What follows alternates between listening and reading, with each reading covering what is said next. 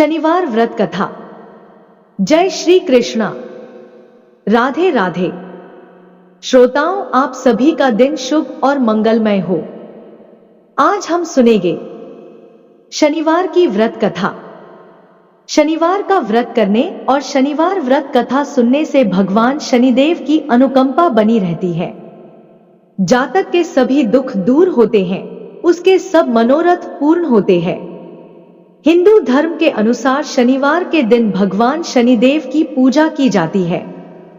शनिवार का व्रत करने और व्रत कथा सुनने से शनिदेव की अनुकंपा बनी रहती है और जातक के सभी दुख दूर होते हैं। अग्नि पुराण के अनुसार शनि ग्रह की से मुक्ति के लिए मूल नक्षत्र युक्त शनिवार से आरंभ करके 7 शनिवार शनिदेव की पूजा करनी चाहिए और व्रत करना चाहिए। भगवान शनिदेव को प्रसन्न करने के लिए आप शनिदेव का व्रत कर रहे हैं तो शनिवार व्रत कथा को पढ़कर या सुनकर इस उपवास को पूर्ण करें। प्रिय श्रोताओं, तो आइए बड़ी ही श्रद्धा और प्रसन्न चित्त मन से शनिवार की व्रत कथा का रसपान करते हैं। एक समय में स्वर्गलोक में सबसे बड़ा कौन के प्रश्न पर 9 ग्रहों में वाद विवाद हो गया। विवाद इतना बढ़ा कि परस्पर भयंकर युद्ध की स्थिति बन गई। निर्णय के लिए सभी देवता देवराज इंद्र के पास पहुंचे और बोले, हे देवराज, आपको निर्णय करना होगा कि हम में से सबसे बड़ा कौन है। देवताओं का प्रश्न सुन इंद्र उलझन में पड़ गए। उन्होंने सभी को पृथ्वीलोक में राजा विक्रमादित्य के पास चलने का सुझाव दिया। इंद्र बोले, मैं इस प्रश्न का उत्तर देने में असमर्थ हूं। हम सभी पृथ्वीलोक में उज्जैनी नगरी में राजा विक्रमादित्य के पास चलते हैं। उनके सिंहासन में अवश्य ही कोई जादू है कि उस पर बैठकर वे भेदभाव रहित न्याय करते हैं। इससे वे अत्यंत लोकप्रिय हैं। फिर देवराज इंद्र सहित सभी ग्रह देवता उज्जैनी नगरी राजा विक्रमादित्य के दरबार में पहुंचे। वहां स्वयं राजा विक्रमादित्य ने उनका स्वागत किया। महल में पहुंचकर जब देवताओं ने उनसे अपना प्रश्न पूछा तो राजा विक्रमादित्य भी कुछ देर के लिए परेशान हो उठे, क्योंकि सभी देवता अपनी अपनी शक्तियों के कारण महान थे। किसी को भी छोटा या बड़ा कह देने से उनके क्रोध के प्रकोप से भयंकर हानि पहुंच सकती थी। अचानक राजा विक्रमादित्य को एक उपाय सूझा और उन्होंने विभिन्न धातुओं जैसे सोना, चांदी, कांसा, तांबा, सीसा, रांगा, जस्ता, अभ्रक व लोहे के 9 आसन बनवाए। धातुओं के गुणों के अनुसार सभी आसनों को एक दूसरे के पीछे रखवाकर उन्होंने देवताओं को अपने अपने सिंहासन पर बैठने को कहा। उन्होंने कहा, जो जिसका आसन हो ग्रहण करे। देवताओं के बैठने के बाद राजा विक्रमादित्य ने कहा, आपका निर्णय तो स्वयं हो गया। जो सबसे पहले सिंहासन पर विराजमान है वही सबसे बड़ा है तथा जिसका बाद में है वह सबसे छोटा है। चूंकि लोहे का आसन सबसे पीछे था, इसलिए शनिदेव समझ गए कि राजा ने मुझ सबसे छोटा बना दिया है। राजा विक्रमादित्य के निर्णय को सुनकर शनिदेव क्रोधित होकर बोले, राजा विक्रमादित्य, तुमने मुझे सबसे पीछे बैठाकर मेरा अपमान किया है। तुम मेरी शक्तियों से परिचित नहीं हो। सूर्य 1 राशि पर 1 महीने, चंद्रमा 2 महीने 2 दिन, मंगल 1.5 महीने, बुध और शुक्र 1 महीने, बृहस्पति 13 महीने रहते हैं। लेकिन मैं किसी भी राशि पर 2.5 वर्ष से लेकर 7.5 वर्ष 7.5 तक रहता हूं। बड़े बड़े देवताओं को मैंने अपने प्रकोप से पीड़ित किया है, अब तू भी मेरे प्रकोप से सावधान रहना। राम को 7.5 के कारण ही वन में जाकर रहना पड़ा और रावण को 7.5 के कारण ही युद्ध में मृत्यु का शिकार बनना पड़ा। उसके वंश का सर्वनाश हो गया। राजा, अब तू भी मेरे प्रकोप से नहीं बच सकेगा। मैं तुम्हारा सर्वनाश कर दूंगा। राजा विक्रमादित्य शनि देवता के प्रकोप से थोड़ा भयभीत तो हुए, लेकिन उन्होंने मन में विचार किया कि मेरे भाग्य में जो लिखा होगा ज्यादा से ज्यादा वही तो होगा। फिर शनि के प्रकोप से भयभीत होने की क्या आवश्यकता है। जो कुछ भाग्य में होगा देखा जाएगा। इसके बाद अन्य ग्रहों के देवता तो प्रसन्नता के साथ चले गए। परंतु शनिदेव बड़े क्रोध के साथ वहां से विदा हुए। राजा विक्रमादित्य पहले की तरह ही न्याय करते रहे। उनके राज्य में सभी स्त्री पुरुष बहुत आनंद से जीवन यापन कर रहे थे। कुछ दिन ऐसे ही बीत गए। उधर शनि देवता अपने अपमान को भूले नहीं थे। कुछ समय बाद विक्रमादित्य से बदला लेने के लिए एक दिन शनिदेव ने घोड़े के व्यापारी का रूप धारण किया और बहुत से घोड़ों के साथ उज्जैनी नगरी पहुंचे। राजा विक्रमादित्य ने राज्य में किसी घोड़े के व्यापारी के आने का समाचार सुना तो अपने अश्वपाल को कुछ घोड़े खरीदने के लिए भेजा। अश्वपाल ने वहां जाकर घोड़ों को देखा तो बहुत खुश हुआ, लेकिन घोड़ों का मूल्य सुनकर उसे बहुत हैरानी हुई। घोड़े बहुत कीमती थे। अश्वपाल ने जब वापस लौटकर इस संबंध के बताया तो राजा विक्रमादित्य ने स्वयं आकर एक सुंदर व शक्तिशाली घोड़े को पसंद किया।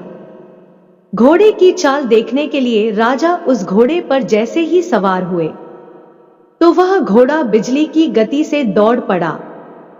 तेजी से दौड़ता हुआ घोड़ा राजा को दूर एक जंगल में ले गया और फिर वहां राजा को गिराकर गायब हो गया।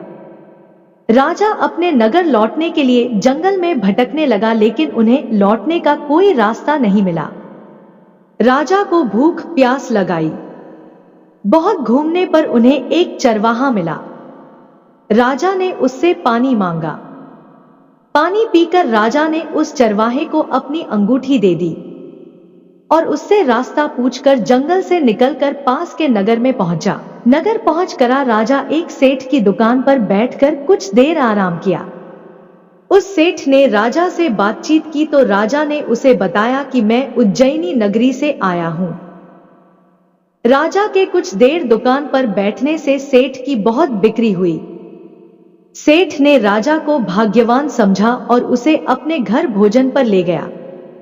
सेठ के घर में सोने का एक हार खूंटी पर लटका हुआ था। राजा को उस कमरे में छोड़कर सेठ कुछ देर के लिए बाहर चला गया। तभी एक आश्चर्यजनक घटना घटी।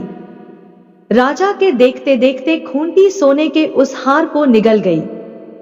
सेठ ने जब हार गायब देखा तो उसने चोरी का संदेह राजा पर किया और अपने नौकरों से कहा कि इस परदेशी को रस्सियों से बांधकर नगर के राजा के पास ले चलो। राजा ने विक्रमादित्य से हार के बारे में पूछा तो उन्होंने बताया कि उसके देखते ही देखते खंटी ने हार को निगल लिया। इस पर राजा क्रोधित हुए और उन्होंने चोरी करने के अपराध में विक्रमादित्य के हाथ पांव काटने का आदेश दे दिया। राजा विक्रमादित्य के हाथ पांव काटकर उसे नगर की सड़क पर छोड़ दिया गया। कुछ दिन बाद एक तेली उन्हें उठाकर अपने घर ले गया और उसे कोल्हू पर बैठा दिया। राजा आवाज देकर बैलों को हाँकता रहता। इस तरह तेली का बैल चलता रहा और राजा को भोजन मिलता रहा। शनि के प्रकोप की 7.5 पूरी होने पर वर्षा ऋतु प्रारंभ हुई।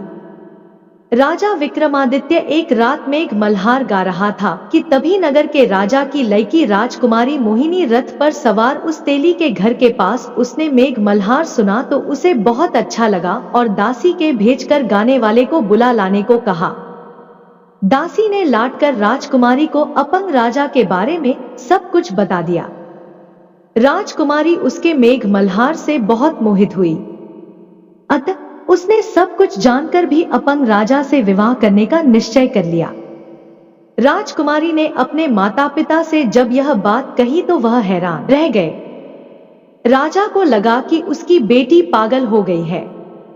रानी ने मोहिनी को समझाया, बेटी तेरे भाग्य में तो किसी राजा की रानी होना लिखा है, फिर तू उस अपंग से विवाह करके अपने पफ पर कुल्हाड़ी क्यों मार रही है।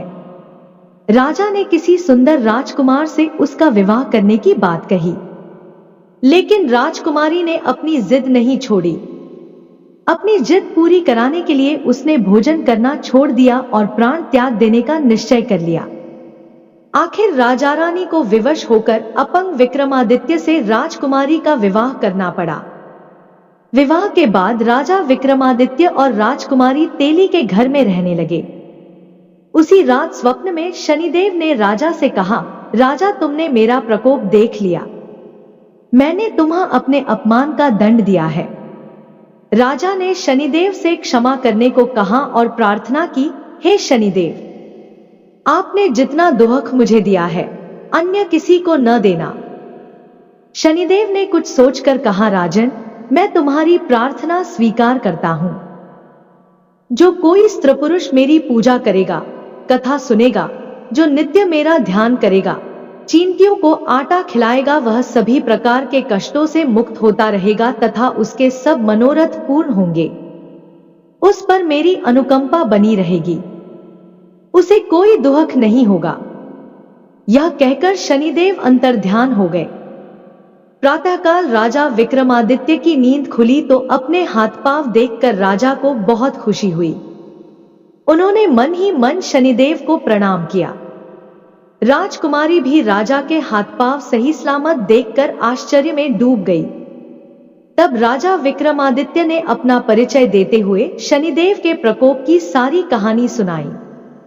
इधर सेठ को जब इस बात का पता चला तो दौड़ता हुआ तेली के घर पहुंचा और राजा विक्रमादित्य के चरणों में गिरकर क्षमा मांगने लगा।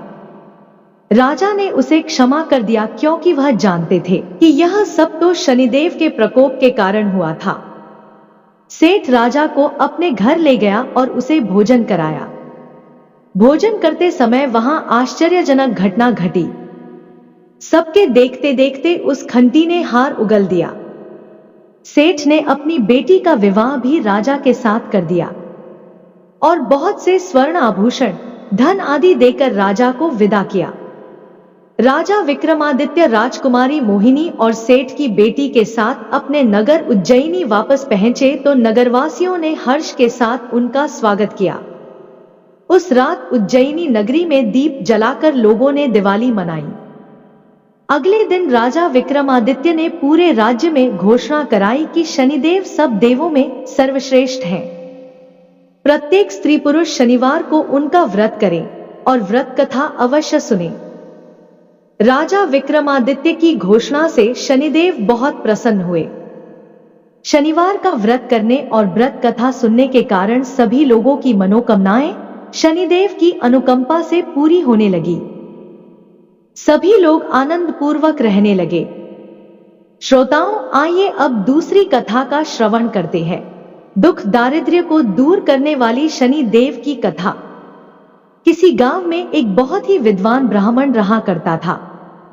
एक दिन रात्रि में उसने सपने में देखा कि एक नीला वस्त्र पहने हुए बहुत ही दिव्य पुरुष उसे कह रहा है कि हे ब्राह्मण देवता, मैं तुझे लगूंगा। अब देखिए, यह सपना उस ब्राह्मण को रोज दिखाई देता। इससे वह परेशान हो गया और दुबला पतला होने लगा। उसका स्वास्थ्य बहुत तेजी से गिरने लगा।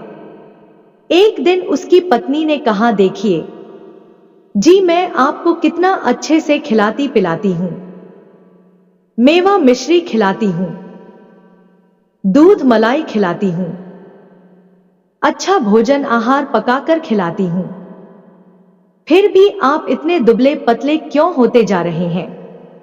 इसका क्या कारण है? प्रिय भक्तों, उस ब्राह्मण ने अपने पत्नी से अपना सारा हाल बताया कि मेरे सपने में एक नीले कपड़े पहने हुए बहुत ही दिव्य पुरुष आते हैं। वे मुझे कहते हैं कि हे ब्राह्मण, मैं तुम्हें लगूंगा। अब यही सोचकर मुझे भूख प्यास नहीं लगती, मैं दुबला हो जा रहा हूं। तब ब्राह्मणी ने कहा, हे पतिदेव, मुझे लगता है कि आपको शनि भगवान दर्शन देते हैं। आपके ऊपर शनि की दशा शुरू होने वाली है, इसीलिए आपको वे सचेत करते हैं। अवश्य ही वे शनि महाराज हैं। अब की बार जब देखेंगे तो आप उनसे कहिए कि आप मुझे सिर्फ सवा पहर ही लगे। प्रिय भक्त गणों, उसी दिन जब रात्रि होती है तो ब्राह्मण फिर से सोता है और उसके सपने में शनि भगवान दर्शन देते हैं और कहते हैं, हे ब्राह्मण, आज मैं तुम्हें लगूंगा। तब ब्राह्मण ने कहा, हे भगवान, यदि आप लगना ही चाहते हैं तो लग जाइए, लेकिन यह बताइए भगवान, आप कितने दिनों के लिए लगोगे? तब शनि देव ने कहा, हे ब्राह्मण, तुम्हारे पर 7.5 शुरू होने वाली है। मैं तुम पर 7.5 साल के लिए लगूंगा। तब ब्राह्मण ने कहा, क्षमा करो भगवान, इतना भारी तो मुझसे झेला नहीं जाएगा, 7.5 साल बहुत है। भगवान तब शनिदेव बोले, अच्छा 5 वर्ष के लिए लगूंगा। तब ब्राह्मण ने कहा, शनि महाराज यह भी मेरे लिए ज्यादा है। शनि भगवान बोले, तो ठीक है 2.5 साल का लग जाओ। ब्राह्मण ने फिर मना कर दिया। तब शनिदेव कहने लगे, 1.25 पहर का लगूंगा तो ठीक रहेगा। प्रिय भक्तों, उसे 1.25 पहर की शनि की दशा लग गई। ब्राह्मण ने नींद से उठते ही अपनी पत्नी से कहा, देखो मेरे 1.25 पहर की शनि की दशा लगी है, सो मैं जंगल जाकर समय बिताऊं। तुम मेरे खाने पीने का सारा सामान बांध दो और मेरे पीछे किसी से लड़ना मत, घर में बैठी रहना, बच्चों को भी कहीं मत जाने देना और इस 1.25 पहर में किसी को गाली भी मत सुनाना। ऐसा कहकर ब्राह्मण अपने घर से जंगल की ओर चल दिया। जंगल में ब्राह्मण एक पीपल के पेड़ के नीचे बैठ गया और हनुमान जी का पाठ करने लगा। 1 पहर बीत गया तो ब्राह्मण ने सोचा, बाकी का समय तो रास्ते में ही बीत जाएगा। सुबह वहां से चल दिया और रास्ते में चलते हुए उसे एक सब्जी मंडी दिखाई दी। उसने सब्जी मंडी में से एक बड़ा सा कद्दू खरीद लिया। कद्दू खरीद के अपने चादर में लपेट करके वहां से चल देता है। तभी रास्ते में शनि महाराज एक साधु का भेष बदलकर उसके पास आते हैं और कहते हैं, तुम्हारे चादर में क्या है? ब्राह्मण ने कहा, है साधु महाराज, मेरे इस चादर में तो कद्दू है। साधु ने कहा, अच्छा कद्दू है तो दिखाओ। जब ब्राह्मण ने अपना चादर दिखाया तो आश्चर्य उसमें तो उस राज्य के राजा के बेटे का कटा हुआ सर था। यह देखते ही साधु महाराज, जो कि शनि देव थे, उस ब्राह्मण को लेकर राज दरबार में पहुंच गए और राजा से कहने लगे, महाराज यह देखिए, यह दुष्ट दुराचारी आपके पुत्र का हत्या करके उसके सर को काट के अपने चादर में लेकर घूम रहा था, इसे आप दंड दीजिए।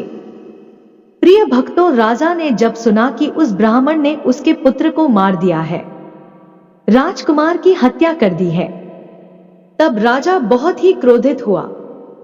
उसने कहा, मुझे मत दिखाओ, मुझे यह सब कुछ देखा नहीं जाएगा। हे सैनिकों, तुम इसे तुरंत ले जाओ और इसे सूली पर चढ़ा दो। प्रिय भक्तों, जब नगर में यह समाचार मिली कि राजा के पुत्र का सर कट चुका है, एक ब्राह्मण ने उसकी हत्या कर दी है, तो नगर में हाहाकार मच गया और उस ब्राह्मण को सैनिक सूली पर चढ़ाने के लिए ले गए। जब फांसी पर चढ़ाने ही वाले थे, तब जैसा कि नियम होता है, मरने वाले से उसके अंतिम इच्छा को पूछा जाता है, तो सैनिकों ने भी ब्राह्मण के अंतिम इच्छा को पूछा। सैनिकों ने कहा, है ब्राह्मण, बताओ तुम्हारी अंतिम इच्छा क्या है? प्रिय भक्त गणों, ब्राह्मण ने सोचा कि यदि किसी प्रकार कुछ समय तक के लिए फांसी रुक जाए तो शनि की दशा का 1.25 पहर पूरा हो जाएगा। यह सोचकर उसने कहा, भाई मैं बचपन से नित्य जी की कथा कहता सुनता आया हूं, आज मरने से पहले अंतिम बार कथा कह लेने दो, अब क्या था। फांसी देने वाले सैनिकों ने उसकी आखिरी इच्छा पूर्ण होने तक फांसी रोक दी। कहानी कहते कहते 1.25 पहर पूरा हो गया, शनि की दशा खत्म हो गई। अब इधर देखिए, राजा का जो पुत्र था राजकुमार, वह जंगल से शिकार खेलकर वापस राजमहल में आ गया।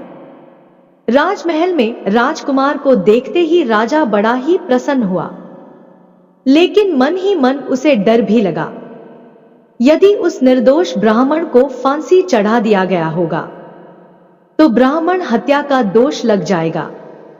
अब क्या था, राजा ने 2 घुड़सवार को जल्दी से फांसी घर की तरफ दौड़ाया और ब्राह्मण को आदर सहित दरबार में आने का हुक्म दिया। ब्राह्मण राज दरबार में उपस्थित हुआ तो राजा ने क्षमा याचना मांगते हुए कहा कि आपके बगल में जो चादर है उसे खोल कर दिखाओ। राजा की आज्ञा के अनुसार ब्राह्मण ने चादर खोली तो उसमें कद्दू था। राजा ने ब्राह्मण को बहुत सा धन दिया और पूछा, है ब्राह्मण देवता, मुझे यह समझ में नहीं आया, इस सब के पीछे क्या रहस्य है, यह सब क्यों हुआ, आखिर यह सब था क्या। तब ब्राह्मण ने कहा, है महाराज, मुझे सवा पहर की शनि की दशा लगी थी, इसलिए यह सब कुछ हुआ। राजा ने कहा, है ब्राह्मण देव की दशा किस प्रकार टल है। ब्राह्मण ने कहा, है राजन, यदि राजा या सेठ को यह दशा लगती है तो काला हाथी या काला घोड़ा दान करना चाहिए।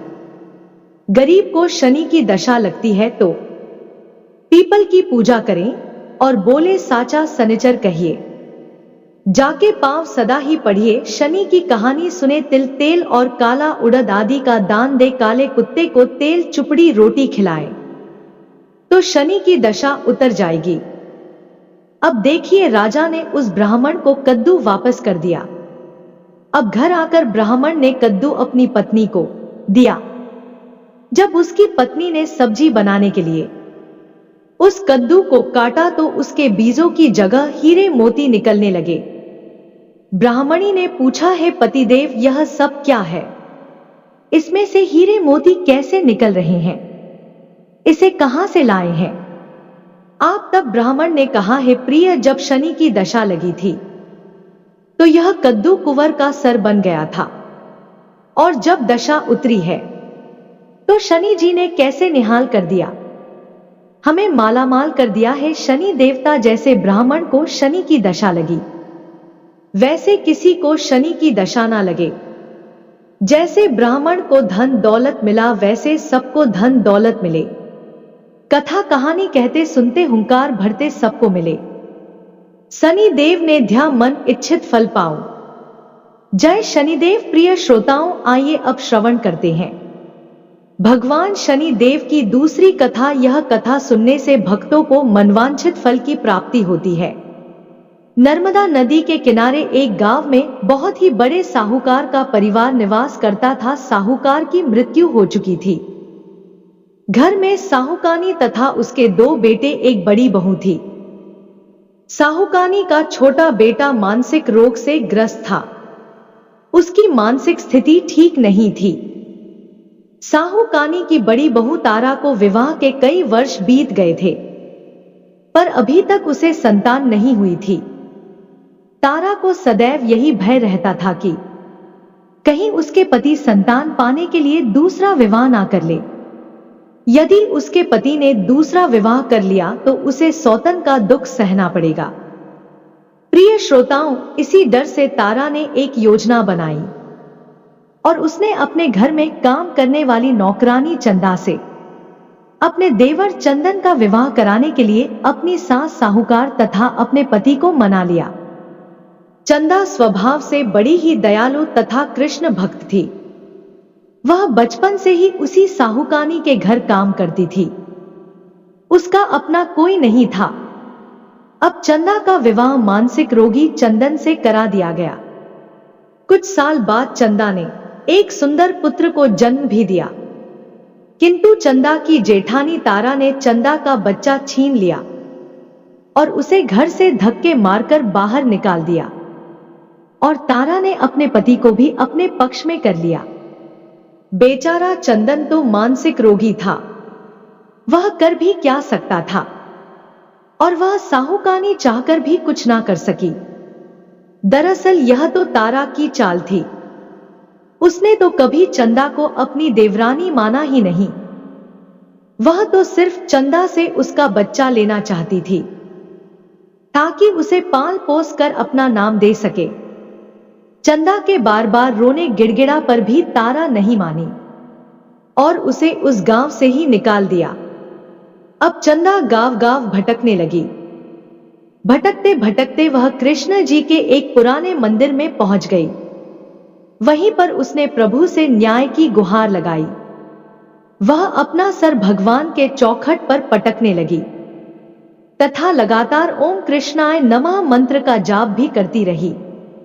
उस स्त्री की करुण पुकार न्याय के देवता शनि देव ने सुनी तथा भगवान श्री कृष्ण के आदेश से तुरंत चंदा के पास उपस्थित हो गए।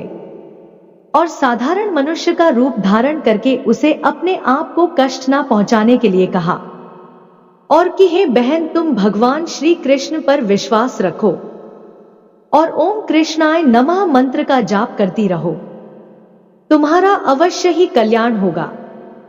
तुम्हें जो भी दुख है सब भगवान श्री कृष्ण हर लेंगे और शनि देव की कृपा से तुम्हारा मंगल होगा। यह सुनकर चंदा भगवान श्री कृष्ण के आराधना में लग जाती है। शनि देव का ध्यान करते हुए ओम कृष्णाय नमः मंत्र का जाप करने लगी। अब शनि देव एक साधु का भेष बदलकर साहूकार के घर पहुंच गए और अलख निरंजन का अलख जगाने लगे। तब घर से बाहर साहूकार ने निकली और उसने भिक्षा देकर उन्हें प्रणाम किया। तब साधु रूपी शनि देव ने कहा, है देवी, मैंने सुना है आपके घर में कोई मानसिक रोगी है। मैंने 7 सालों से हिमालय के जंगलों में भटकते हुए बहुत ही दुर्लभ जड़ी बूटी इकट्ठी की है जो हर प्रकार के रोगों को दूर कर देती है। यदि आप कहें तो मैं आपके घर के मरीज को ठीक कर सकता हूं। उस साहूकानी ने कहा, है महात्मा, अहो भाग्य जो आप यहां पधारे। हाँ महाराज जी, मेरा छोटा बेटा जो कि दिमागी रूप से बीमार है, आप उसे ठीक कर दीजिए, आप जो चाहेंगे मैं वह आपको दूंगी, आइए घर के अंदर आइए। साहूकानी ने अपने बेटे चंदन को साधु महाराज को दिखाया जो अब चंदा के चले जाने से बहुत ही दुखी था। साधु महाराज ने अपने कमंडल से जल निकालकर उसे अभिमंत्रित करके चंदन को पीने के लिए दिया। उस जल को पीते ही चंदन बिल्कुल ठीक हो गया और साधु महाराज ने तारा को भी बहुत समझाया कि वह चंदा का बच्चा उसे वापस कर दे और अपनी गलती को स्वीकार कर ले, किंतु नहीं माने वह तो उल्टे ही साधु महाराज को ही डांटने लगी। यहां तक कि चंदन के ठीक होने से उससे ईर्ष्या करने लगी। इस बात से रुष्ट होकर भगवान शनि देव की दशा तारा को लग गई और वह मानसिक रोगी हो गई। उसका एक हाथ लकवा से ग्रस्त हो गया। साधु महात्मा के बताए अनुसार चंदन अपनी पत्नी चंदा को घर ले आया और अपनी पत्नी, बच्चे और मां के साथ हंसी खुशी जीवन व्यतीत करने लगा। प्रिय भक्तों, तारा को शनि देव ने उसके कर्मों का फल दिया और चंदा के सिर्फ ओम कृष्णाय नमः मंत्र का जाप करने से उस पर कृपा बरसाई और उसका बच्चा, पति, परिवार वापस मिल गया। उसका पति स्वस्थ हो गया। जय शनिदेव, जय जय शनिदेव, ओम नमः शिवाय। प्रिय श्रोताओं, कथा को समाप्त करने से पहले बहुत ही महत्वपूर्ण जानकारी के विषय में साढ़े साती क्या होती है, इससे लोग क्यों डरते हैं। यह सही है कि साढ़े साती के समय व्यक्ति को कठिनाइयों एवं परेशानियों का सामना करना होता है, किंतु इसमें घबराने वाली बात नहीं है। इसमें कठिनाई और मुश्किल हालात जरूर आते हैं, परंतु इस दौरान व्यक्ति को कामयाबी भी मिलती है। बहुत से व्यक्ति साढ़े साती के प्रभाव से सफलता की ऊंचाइयों पर पहुंच जाते हैं। साढ़े सातवीं व्यक्ति को कर्मशील बनाता है और उसे कर्म की ओर ले जाता है। हठी, अभिमानी और कठोर व्यक्तित्व वाले व्यक्ति से यह काफी मेहनत करवाता है। साढ़े साती के 3 चरण होते हैं। साढ़े साती का पहला चरण नजदीकी रिश्तेदारों और जातक को प्रभावित करता है। साढ़े साती का दूसरा चरण व्यापार और गृहस्थी को प्रभावित करता है। साढ़े साती का तीसरा चरण बच्चों, परिवार और स्वास्थ्य को प्रभावित करता है। भगवान शनि देव न्याय के देवता है। यह कभी भी किसी को ऐसे ही दंड नहीं देते। यदि दंड देते हैं तो उसे उसके साथ बहुत ही बड़ी शिक्षा भी देते हैं। जैसे एक माता अपने पुत्र के गलती पर उसे दंड देती है, उसकी भलाई के लिए, उसे सही मार्ग पर जाने के लिए, ठीक वैसे ही शनि देव कर्म और न्याय के पथ पर चलने के लिए मनुष्य को दंड देते हैं ताकि वह डर कर आगे ऐसा कार्य ना करे और अपने जीवन को सरल और सार्थक बनाए। भगवान शनि देव तो न्याय के मूर्ति है। इनकी पूजा तथा भक्ति करके व्यक्ति धन दौलत से संपन्न हो जाता है। सफलता की नई ऊंचाइयों को छूता है, जीवन में तरक्की करता है, घर में सुख समृद्धि वैभव का आगमन होता है, व्यक्ति का जीवन सुखमय हो जाता है। भगवान शनिदेव को प्रसन्न करने के लिए शनिवार के दिन पीपल के पेड़ के नीचे शाम को दिया अवश्य ही जलाएं और कुत्ते को तेल से चुपड़ी रोटी खिलाएं। शनिवार को जल में तेल डालकर पीपल को जल चढ़ाएं। इससे शनि देव अत्यंत ही प्रसन्न होते हैं। और महामंत्र ओम कृष्णाय नमः मंत्र का जाप भी करें। आशा करती हूं कि आपको कहानी पसंद आई होगी। कहानी पसंद आए तो चैनल को सब्सक्राइब करें और वीडियो को लाइक और शेयर करें। जय श्री कृष्णा। राधे राधे। आपका दिन शुभ और मंगलमय हो।